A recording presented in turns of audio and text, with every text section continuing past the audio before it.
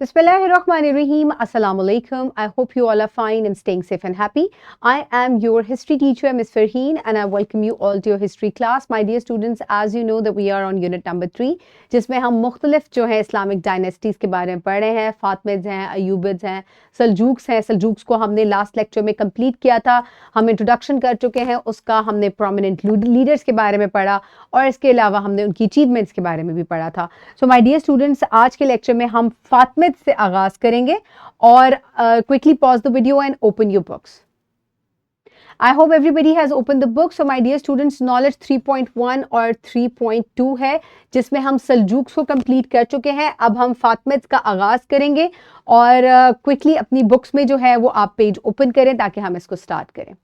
I hope everybody has opened the book. So my dear students, Fatimid dynasty की सबसे पहले हम क्या देख लेते हैं, टाइमलाइन देख लेते हैं. तो आप देख सकते हैं कि ये सल्जूक डायनेस्टी है जो 1037 से लेके 1194 बीसी तक रही थी, बीसीई तक रही थी. और उसके बाद जो है उससे पहले ही 900 बीसीई से फातमीद्स जो हैं इनका आगाज जो है सीई से फातमीद्स का आगाज जो है वो हो चुका था. तो यहाँ आप देख सकते हैं कि फातमीद्स ने कहाँ तक हुकूमत की. They started from 900 and they ended up in 1171. तो एक लंबा अरसा था जिसमें इनके काफ़ी प्रोमिनेंट लीडर्स भी आए और बहुत सी जो है वो अचीवमेंट्स भी इनके दौर में हुई. काफ़ी ज़्यादा इन्होंने अपनी टेरिटरी को भी एक्सपैंड किया. तो अगर हम देखें तो the Fatimid dynasty begin in 9th century CE and 909 and ended in 1171. अगर एक्सपेंशन की बात करें तो मोरक्को से लेकर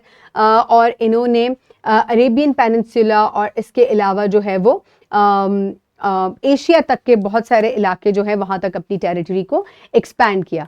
और इनका जो कैपिटल है वो कायरो था, यानी कि अफ्रीका का इलाका.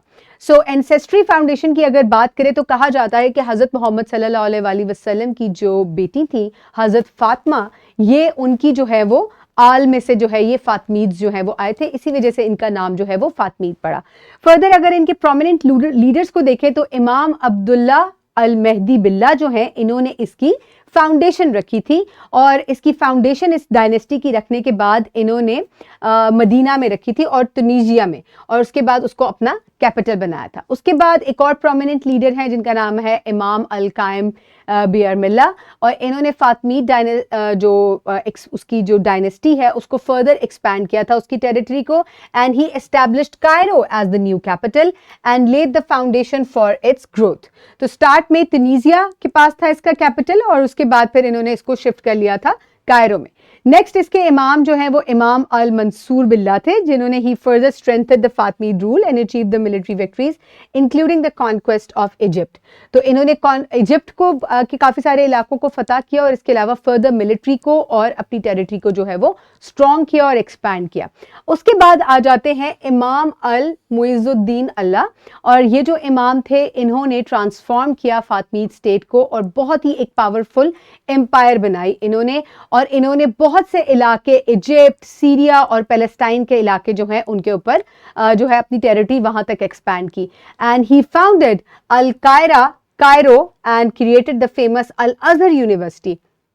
तो इन्होंने कायरो में जो कि कैपिटल था वहाँ अल अज़हर यूनिवर्सिटी जो आज तक मौजूद है और जो कि इस्लामिक टीचिंग्स का एक गढ़ माना जाता है, वो यूनिवर्सिटी की इन्होंने बुनियाद रखी. And Egypt became the core of the Fatimid empire which expanded to include parts of the north Africa, Sicily, Levant and the red sea coast of the Africa, Tihama, Hejaz, Yemen and even Multan in the present day Pakistan. तो फर्दर इन्होंने अपनी territory को इतना expand किया कि ना सिर्फ अफ्रीका के कुछ इलाके और कुछ इलाके यूरोप के, सिसिली के जो इलाके हैं इटली के पास जो है उसको फतह किया, बल्कि अपनी टेरिटरी को ईस्ट तक फैलाया और पाकिस्तान का जो इलाका है जो प्रेजेंट डे मुल्तान है वहां तक इन्होंने इसको एक्सपैंड किया. ये अल अज़हर यूनिवर्सिटी जो है ये उसकी जो है एक पिक्चर है जिसकी इन्होंने बुनियाद रखी थी. उसके बाद अगर एक्सपेंशन की बात करें तो आप देख सकते हैं कि यहाँ मराकश से लेकर और ये मक्का का इलाका है और ये डमस्कस का इलाका यानी कि एशिया तक जो है इन्होंने अपनी टेरिटरी को एक्सपैंड किया. फर्दर अगर आर्किटेक्चरल अचीवमेंट्स की बात की जाए तो ये एक मस्जिद का फ्रंट व्यू है जो कि आपको नजर आ रहा है और सेंटर में आपको अली और मोहम्मद भी लिखा हुआ नजर आ रहा है। आप देख सकते हैं कि आर्चवे और कितने खूबसूरती से इसके अंदर नक्शो निगारी जो है वो की गई है। और नोटेबल स्ट्रक्चर्स जो इनकी आर्किटेक्चर में आते हैं उसमें अल अजहर मस्जिद है और अल हकीम मस्जिद है, जो कि दोनों ही कायरो में मौजूद है। इकोनॉमिक प्रॉस्पेरिटी की बात की जाए तो इन्होंने ट्रेड लिंक्स बनाए, और ना सिर्फ लैंड ट्रेड लिंक्स थे बल्कि इन्होंने सी रूट्स के थ्रू भी ट्रेड की, और चाइना तक के इलाके तक इन्होंने जो है वो अपने ट्रेड रूट्स जो है उनको एक्सपैंड किया। डिक्लाइन अगर इनकी बात की जाए तो कुछ तो इंटरनल टेंशन थी, और उसके अलावा अब्बासिड्स का जो फाइनल इनके ऊपर जब उन्होंने हमला किया तो they took over the area of the Fatimi dynasty, और इस तरीके से इनका जो है वो रूल का इख्तिताम हुआ था। So my dear students, for practice you can download this worksheet from the description box below this video, or you can get it in print form by your teacher. So pause the video and quickly finish the worksheet. I hope everybody has finished the worksheet. For your homework, you will complete part B of skill 3.1, and you will also complete exercise 2, question number 1, the short question. So my dear students, I hope you have understood about the Fatimid dynasty.